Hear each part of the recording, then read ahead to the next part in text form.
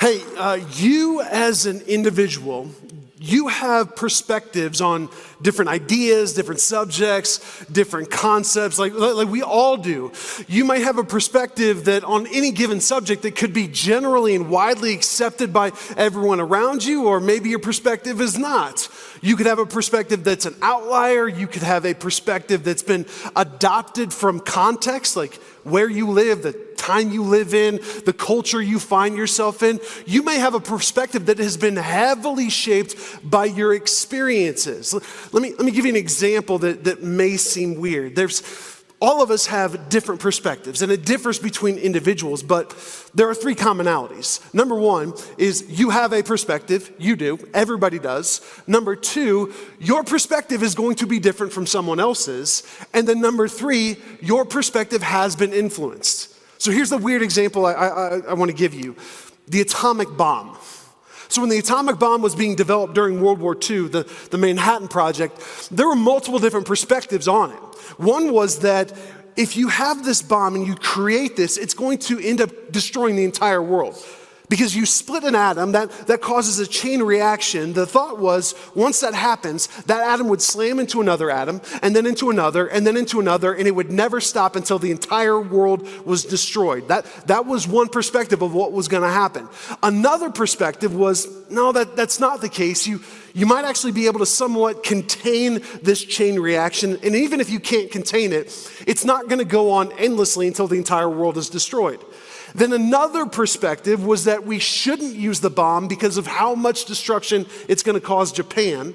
And then another perspective was, no, actually we should use the bomb because the two options at the end of the war to end the war were either use the bomb or invade Japan. And if we invaded Japan, the estimates were that would cause 1 million American casualties. All different kinds of perspectives. All different perspectives, but there was one thing that everybody agreed on. Everybody agreed that the bomb was going to be a massive force. So here's where this analogy is going to get kind of weird. There's another massive force out there that we necessarily don't think of in that way, but it absolutely is. Sex is a massive force. And there are all kinds of perspectives about it. Like, I think we would all agree that sex is powerful in multiple ways.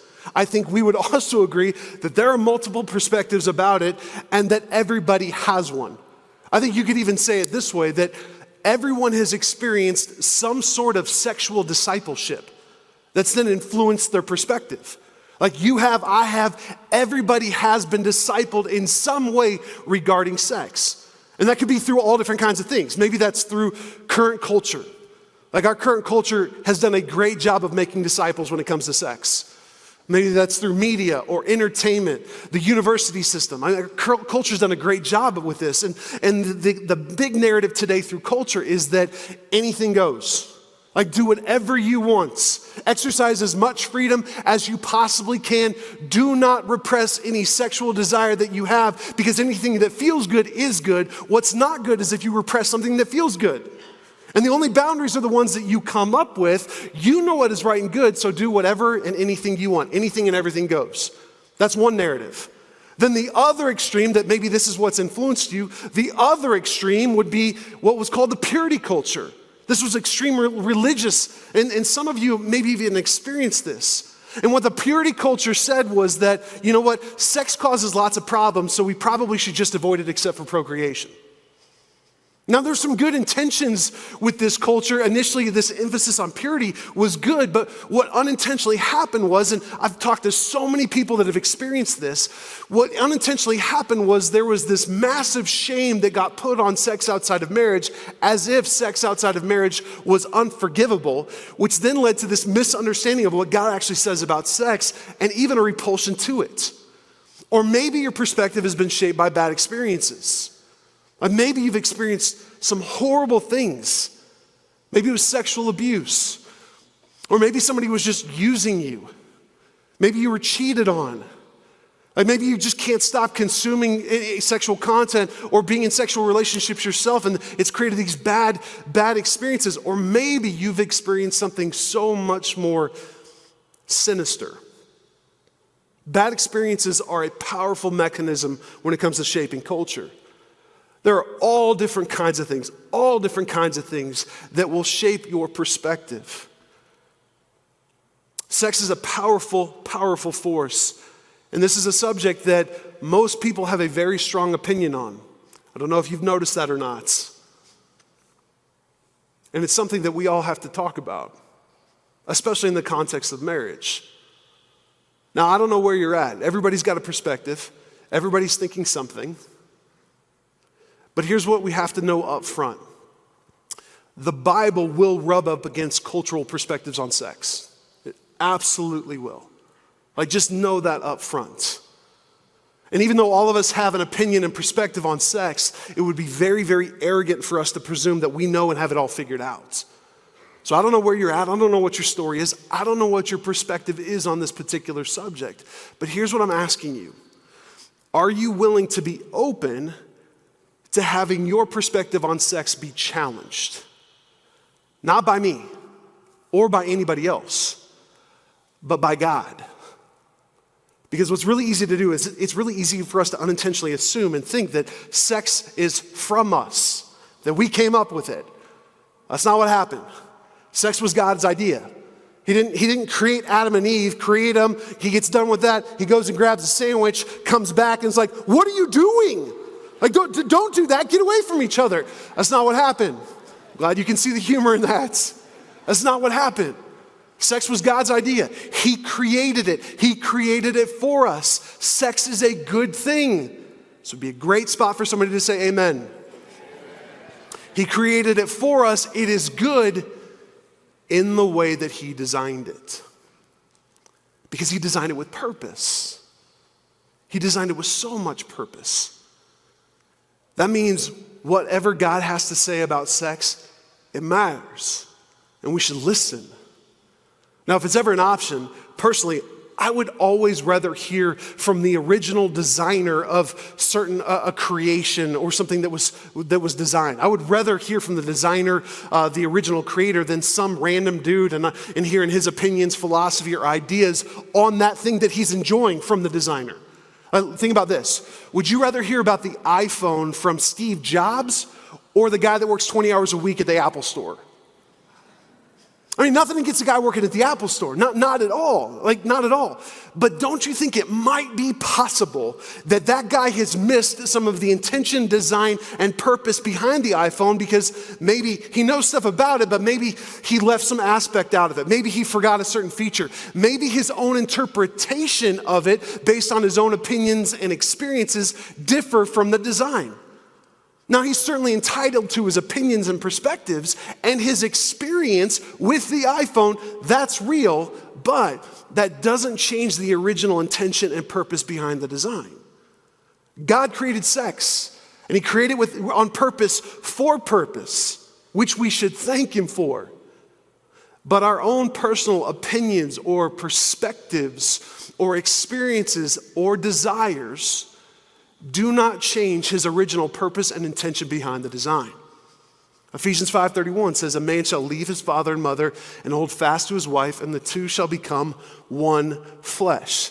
That's quoting Genesis 2:24. That's when God built, designed, and instituted marriage. A husband and wife becoming one flesh. Like, one of the ways that happens is through sex. And there's so many spots in the Bible that unpack that. 1 Corinthians 7 is one of those spots, but before we jump into it, I want to give you a little context because this is so relevant to us. 1 Corinthians is a letter written to a group of Christians in the city of Corinth, which was a Roman city in modern day Greece. In the first century, Corinth was an economic powerhouse. And the city was also famous, or actually notorious, depending on who you talk to. The city was very well known for its sexual culture. Very well known. Now, in Roman culture, the view about marriage was that marriage was a purpose for procreation so that a man could have legal heirs. That was the point.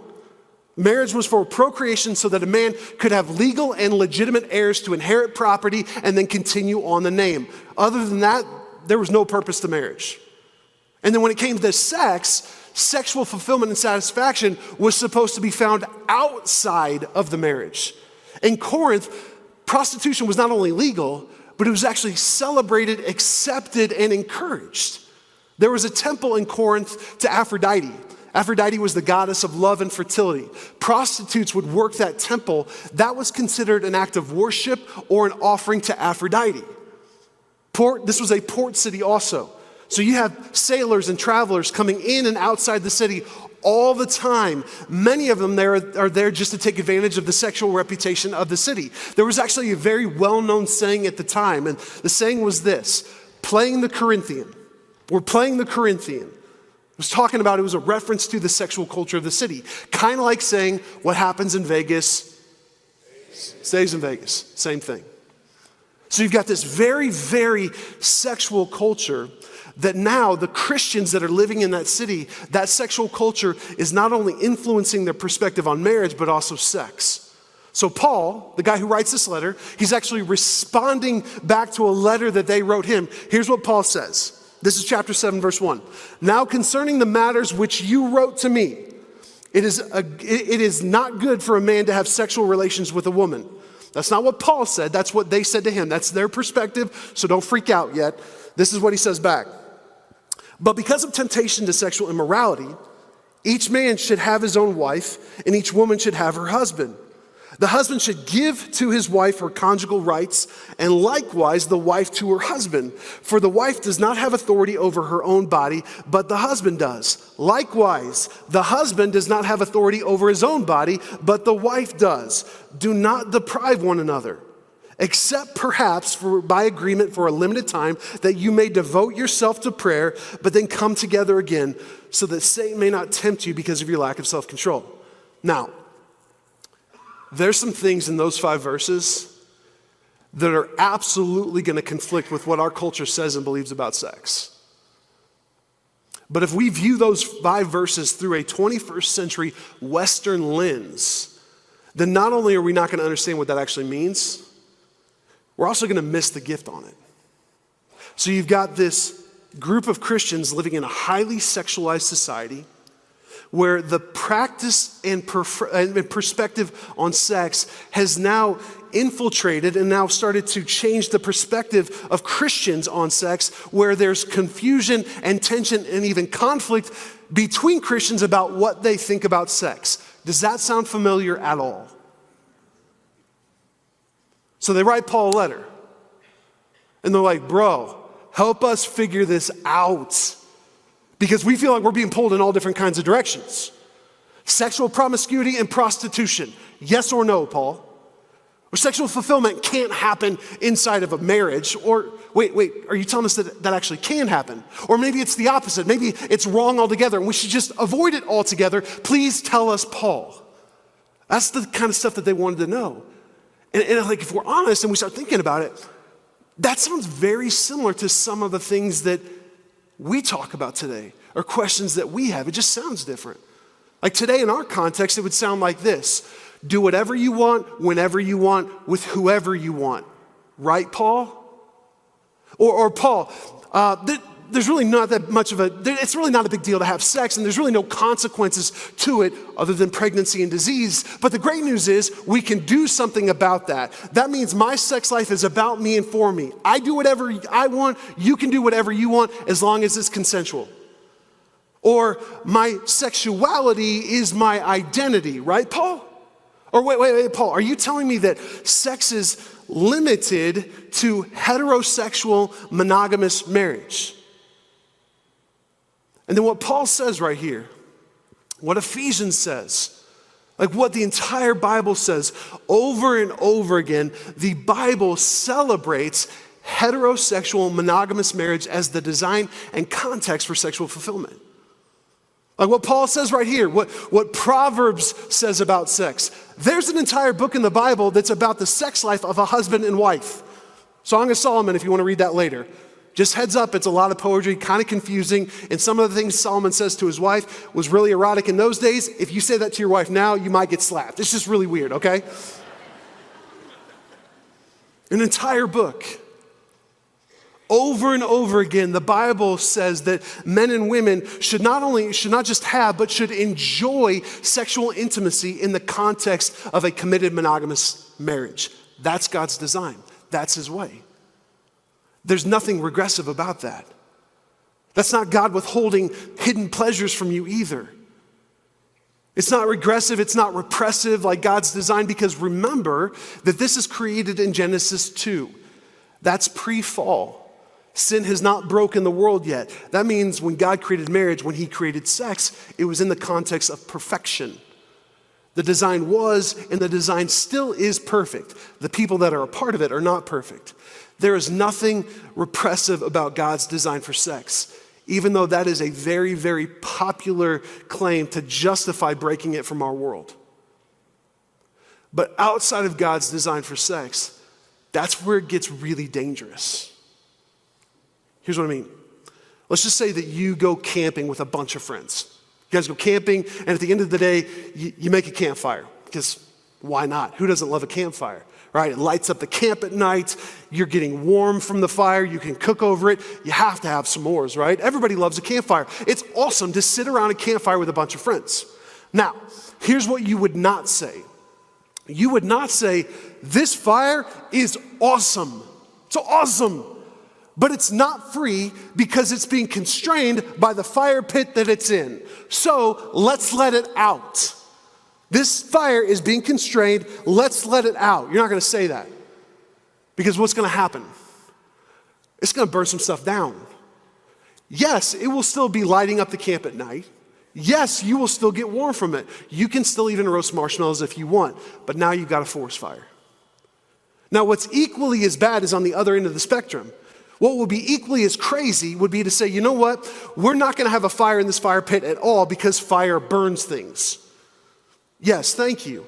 Like, we're just not even in the fire pit. We're not going to have it at all. It is not a good thing because it burns stuff. So we're just not going to do it. I mean, not having a fire because we're afraid inside a fire pit, that's just as crazy as saying, you know what? We're going to let fire outside of its designated place because we think that's constraining. Both are equally as crazy. Having a campfire in a designated fire pit is awesome. But the second it gets outside of that designated place, that's when the danger comes. And at the same time, if we have no fire at all, then we're just not enjoying something that we were meant to enjoy. The same thing is true about sex. And some of the pushback may be, okay, Matt, God's intention for sex is between one man and one woman in the context of marriage. So then are you saying that anybody who is outside of that design is being denied sexual fulfillment? Is that what you're saying? To that, I would say, that's a great question. It's a great question. Here's my question that I would ask you back. Is it possible that you are elevating and deifying sexual gratification? Sex is great. It's awesome. But it is not the ultimate. It is not where you will find fulfillment that you're looking for. It is not identity either. But we live in such a sexualized culture. Our sexualized culture has now elevated sex to be God. It's an act of worship today in our culture, just like it was for the Corinthians. Today, Aphrodite has been replaced with self. This is why sexuality has become one of, if not the biggest forms of identity, or why there's so much push for no bounds when it comes to sexuality or sex. Because each individual, each Aphrodite, should be able to determine the type of worship, the sexual worship they receive inside whatever or outside whatever context they choose. Because in a pluralistic, humanism-based culture like the one we live in, you can be your own God. You can be your own Aphrodite. And that may sound extreme, but it's not. And that's exactly what's happening today. That's exactly what happened with Corinth. It's happening today. So when we study history, there's nothing progressive about our history. History is cyclical. Right now, we're finding ourselves in the exact same context that Paul's writing in. That's what happens. You elevate sex as the ultimate fulfillment. That's what happens when you take a good thing and you make it a God thing. And then another pushback might be, well, Matt, what about freedom? Like, aren't we free to do whatever we want? Because that doesn't sound like freedom to me. That actually sounds like prison. I would say, yeah, freedom. You're free to do what you want. Freedom is a great thing. But just because you're free to do something doesn't mean that it's good. Doesn't mean that it's good for you, and doesn't mean that it's good for anybody else either. Now, what our culture likes to do is just push this no bounds sexual freedom, free love, but in actuality, that's not free at all. So let me just say this as graciously as I can because I care about you. If you think you're free because you're doing whatever you want with your body, that's not freedom. That's being enslaved to your desires. Like, you're not free if you're being controlled by desires. Porn's a great example of that. There's a reason why millions and millions of people feel like they can't stop viewing it, because it's grabbed a hold of them. Once you give into that, it grabs hold of. Or if I have this mindset, here's a similar thing. If I have this mindset that I'm just going to sleep with as many people as I possibly can, that's not me being free. That's me being enslaved to this desire to consume. Or are you really free if your opinions and perspectives on sex can never be challenged? Like, I know what I'm saying right now, and I know what this says is very, very countercultural and not very highly favored at all. But if your opinions or perspective on sex can never be challenged, if you're easily offended whenever there's a different perspective or it challenges yours, are you really free? Free people that are truly free, don't have to flaunt their freedom to do whatever they want. People who are truly free serve people. Free people help people. Free people need other people less. What I mean is they need people less to consume. Instead, they're free to love people more. This no bounds sexual freedom that our culture loves is actually self-serving. It's me getting mine. It's me using someone else, consuming someone else for my own physical, my own emotional needs. That's not freedom. Linguistic gymnastics will call it free love, but it's not. It's lust, and lust is always bondage. Lust can actually control you under the guise of love. Here's what's true about love. Love is never free. Love is never free. It costs something. If your love is free, then it's not love, it's lust. Because lust takes, love gives. You know who's the ultimate example of this? Teeing you up. Yeah, Jesus confidently. Remember, every time I ask for a name, you usually just go with Jesus. Seriously, Romans 5:8, classic verse. God showed his love for us in this, that while we were still sinners, Christ died for us. The price for love was death. It was death. That cost something, and Jesus willingly paid it. He gave himself up for you, and that's what you and I are called to do. Give ourselves up for someone else. He willingly paid that price that love demanded, and he bought your freedom. So the great news is, if you feel like you're controlled by sex in any way, whether that's porn or that's the pain from past experiences, or you just feel like I can't stop, I'm consuming this person, then I move on to the next and then to the next, or maybe there's sexual trauma, or maybe you just feel like your mind's being controlled and sex controls your perspectives. Whatever it is, the great news is there is freedom from control under sex, and that freedom is only found in Jesus. It's putting your faith in him and then knowing that his love for you is far more than any kind of love that you would find out in our world. And then it's just following him.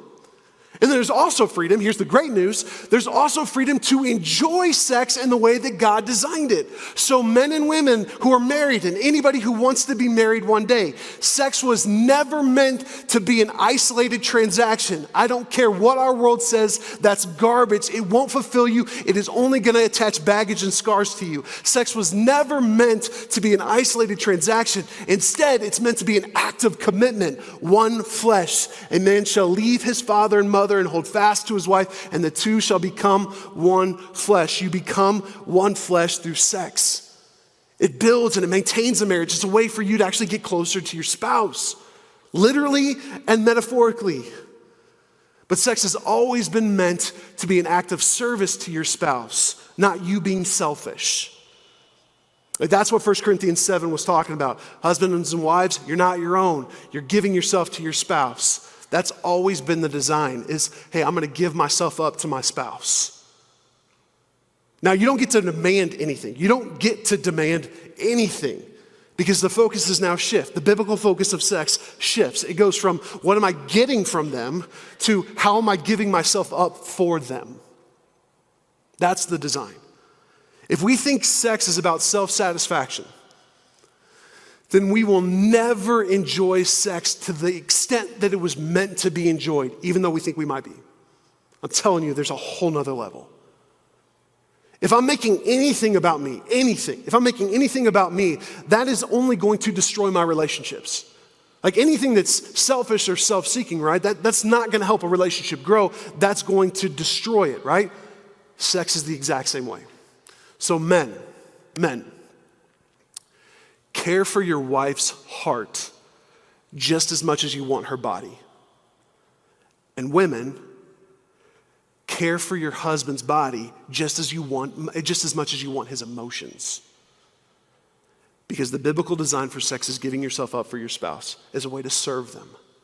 Now, if you're not there for whatever reason, like maybe you're working through some sexual trauma, or maybe trust has been broken, or maybe you're lacking intimacy in other areas, not physical intimacy, but in other areas of your marriage, or maybe you're not communicating, or maybe there's undealt with conflict, let this be the aim as you work through whatever it needs to be worked through, or whatever needs to be healed. This is also meant to be protection. And verse 5 said that, hey, you're gonna be tempted by Satan sexually. Every single one of us has been, and we all will be. Sex is protection for you and your spouse in a marriage. It's actually kind of like oil in a car engine. If you take oil out of a car engine, friction is gonna start really quickly, and eventually there's gonna be some real damage to your engine, right? Sex is like the oil in an engine. It just makes it run so much smoother and with more joy, which is a piece that we can get excited about. There's supposed to be enjoyment in this. God created sex as a gift, and he's saying, hey, use this, enjoy this in your marriage. Basically, God's saying to husbands and wives, guys, go have fun. So what's the application in this? I don't think I have to ask that question, do I? Like it's fairly self-explanatory. I'm not drawing a picture. And if I spoke well today, we might actually see a spike in our kids' ministry in 9 to 10 months. Who knows? But all kidding aside, ask yourself this question first. Just ask yourself first. Am I being selfish or am I serving my spouse? And then ask your spouse that question. After you're honest with yourself, ask your spouse, am I being selfish or am I serving you? And take a posture of asking, not telling.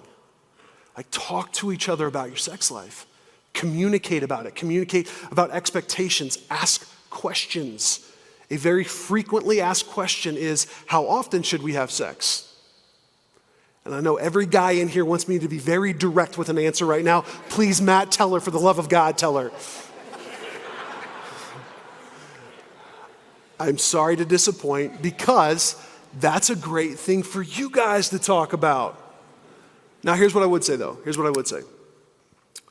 More is definitely better than less in a healthy, selfless giving marriage. Like if you guys are both selflessly giving yourself up for each other, and you're experiencing the joy of that, then more is better than less. Now that's assuming that you're pursuing each other in other areas too. You're pursuing each other as friends. You're growing together spiritually. You're serving each other in other areas. I'm assuming all of that. If that's the case, then I would say more sex is definitely better than less. It's gonna bring you closer together. Less is like taking oil out of the car engine. Now, whatever perspective you have on sex, and I know there are so many different ones, and especially, like I said, context, like one of the contexts is the context that we personally live in. If you're in the room right now, this is incredibly different from the context that we live in. But maybe, just think about this. Maybe, just maybe, God, the one who designed sex, who created it with purpose and intention, maybe he had what was best in mind for us all along. Maybe, just think about this, what he says is actually meant to protect you and bless you, not deny you a desire. Because sometimes desires will actually try to deny you what you were designed for.